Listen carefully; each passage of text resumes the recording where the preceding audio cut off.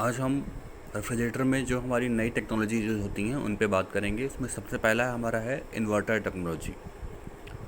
तो basically inverter technology motor की जो स्पीड होती है और कंप्रेसर को इस प्रकार से कंट्रोल करने के लिए उपयोग किया जाता है जिससे कम से कम 30% से कम एनर्जी खपत करता है। ये डिफरेंट फैक्टर्स पे डिपेंड करता है। और इस इन्वर्टर टेक्नोलॉजी में जो हमारा लोड होता है उसके हिसाब से हमारा जो कंप्रेसर है या मोटर है, प्राइम मूवर है, वो उसकी स्पीड की गति को वो लगातार एक ही स्पीड पर ना चल के उसकी गति वैरी करती रहती है। इसमें जो हमारे कन्वेंशनल एयर कंडीशनर है उसकी जो उससे कंपेयर करें हम, तो हमारी जो एफिशिएंसी है जो हमारा कंप्रेसर की, वो काफ़ी बढ़ जाती है और उस पर लोड भी घट जाता है। ये कंप्रेसर कुछ इस तरीके से डिज़ाइन किया जाता है जिससे उसमें लोड कम होने पे उसकी गति कम हो जाए, लोड बढ़ने पे वो धीरे धीरे काम करें, ना कि जो हमारे कंडेंसर हैं, कंप्रेसर हैं, वो लगातार एक ही स्पीड पे चाहे लोड हो या ना हो, वो लगातार एक ही स्पीड पे काम करते रहते हैं। जिससे क्या होता है कि वो जल्दी वियर एंड टियर होता है उसमें और नुकसान होने के चांसेस ज़्यादा होते हैं। इसमें कंप्रेसर मोटर की गति को कंट्रोल करने के लिए एक इन्वर्टर का उपयोग किया जाता है जिससे उसका टेम्परेचर को कंट्रोल किया जा सके। डीसी इन्वर्टर इकाई में एक वेरिएबल फ्रीक्वेंसी ड्राइव होती है जिसमें इलेक्ट्रो मोटर की गति को नियंत्रित करने के लिए समयोज्य विद्युत इन्वर्टर शामिल होता है। ड्राइव आने वाले एसी करंट को डीसी में परिवर्तित करता है और फिर विद्युत इन्वर्टर में मॉड्यूलेशन के माध्यम से वांछित आवृत्ति का करंट पैदा करता है। इन्वर्टर टेक्नोलॉजी की सबसे बड़ी जो एक कमी है कि ये टेक्नोलॉजी थोड़ी महंगी होती है, लेकिन यह कम ऊर्जा द्वारा खर्च करने के कारण ये इकोनॉमिकल होती है। तो ये तो हमारी इन्वर्टर टेक्नोलॉजी थी। अब दूसरी टेक्नोलॉजी हमारी है auto defrost.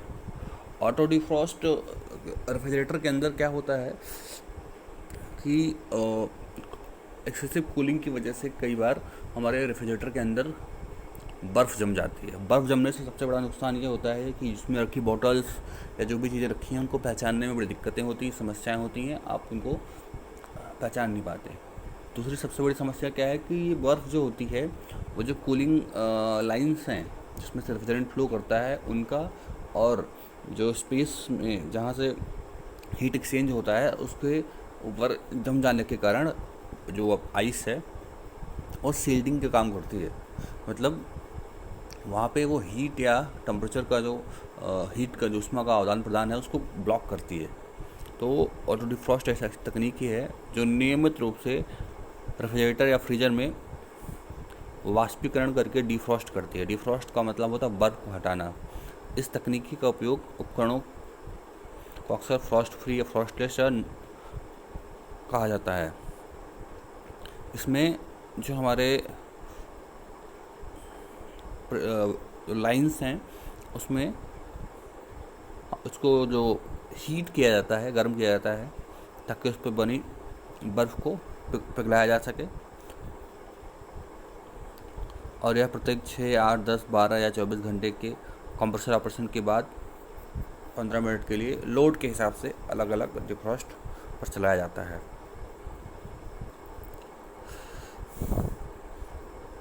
Defrost thermostat heater circuit को खोलता है जब वाष्पित तापमान पूर्व निर्धारित तापमान से ऊपर उठता है। डिफ्रॉस्ट टाइमर ऐसा टाइमर है जिसमें या तो कंप्रेसर या डिफ्रॉस्ट हीटर चालू होता है, लेकिन एक ही समय में दोनों नहीं।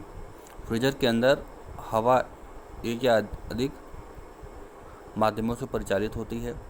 एक विशिष्ट डिजाइन में फ्रीजर डिब्बे से जुड़ी हवा, ठंडी हवा को ताज़ा भोजन रखने में मदद मिलती है जो फ्रीजर डिब्बे में जमी वस्तुओं पर बन सकता है।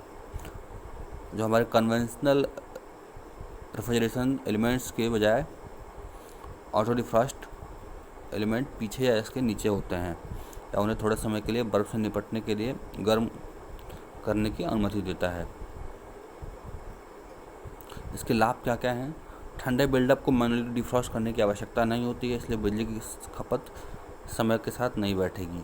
फूड पैकेजिंग देखने में आसान है, अधिकांश समय जमे हुए भोजन एक साथ चिपकते नहीं हैं और तापमान प्रबंधन बेहतर होता है। हानि, अधिक उपयोग होने के कारण सिस्टम चलाना अधिक महंगा हो सकता है। ताप तत्व की अधिकता को रोकने के लिए थर्मल कटआउट सुरक्षा उपकरण की आवश्यकता होती है। तो ये हमारा ऑटो डिफ्रॉस्ट था और इसमें फ्रीजर सामग्री का तापमान डिफ्रॉस्टिंग चक्रों के दौरान बढ़ जाता है, खासकर अगर फ्रीजर में हल्का भार होता है या फ्रीजर में रखे सामान पर फ्रीजर बर्न का कारण आंशिक रूप से डिफ्रॉस्टिंग हो सकता है।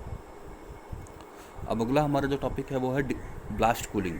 ब्लास्ट कूलिंग एक प्रीलोडिंग विधि है जिसमें भोजन को कम तापमान पर ठंडा करने के लिए अपेक्षाकृत उच्च वेगों पर हवा को प्रवाहित किया जाता है।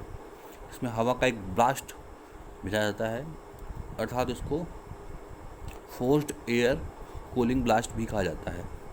यह तेज़ी से कम होती हुई गुणवत्ता को बनाए रखने के लिए सेल्फ लाइफ का विस्तार करने और माइक्रोबियल विकास को रोकने के लिए उत्पाद के बल्ब तापमान को कंट्रोल करता है, यानी ड्राई बल्ब टेम्परेचर को ये कम करता है। ब्लास्ट कूलिंग एक शीतलन सुरंग का उपयोग करता है। इसमें जहाँ पे भी हम फूड रखे हैं उसके ऊपर काफ़ी तेज़ गति से हम ब्लास्ट कूलिंग में हवा को गुजारते हैं, ठंडा करते हैं, ताकि वो बहुत ज़्यादा अमाउंट में जब एयर से कांटेक्ट में आती है तो जल्दी से ठंडा हो जाता है। इसको फोर्स्ड कूलिंग भी कह सकते हैं। अगला हमारा है स्टार रेटिंग। तो स्टार रेटिंग बेसिकली इंडिया में रेफ्रिजरेटर और फ्रिज के लिए आवश्यक हो गया है, जिससे यह ऊर्जा के स्तर को डिस्प्ले कर सकें और लोग इसको जान लें कि इस पर्टिकुलर उपकरण की एफिशिएंसी या एनर्जी खपत की दर क्या है और वह प्रतिवर्ष कितनी ऊर्जा की खपत करेगी, जिससे उनका कंपैरिजन आसान हो जाए और उसमें कंपैरिजन आसान होने के कारण लोगों को डिसीजन लेने में आसानी हो। इंडिया में स्टार रेटेड फ्रिज खरीदना इसलिए आवश्यक हो गया है क्योंकि यह बताती है कि कौन सा फ्रिज कम ऊर्जा लेगा और उच्च प्रशीतन क्षमता प्रदर्शित करेगी। इसके लिए भारत सरकार ने ब्यूरो ऑफ एनर्जी एफिशिएंसी का गठन किया है, जो कि स्टार रेटिंग को निर्धारित करती है। बस ये हमारे कुछ 4 टॉपिक थे जो कि हमारे नवीन विकास में अभी जल्दी लेटेस्ट ट्रेंड में आए हैं। Thank you.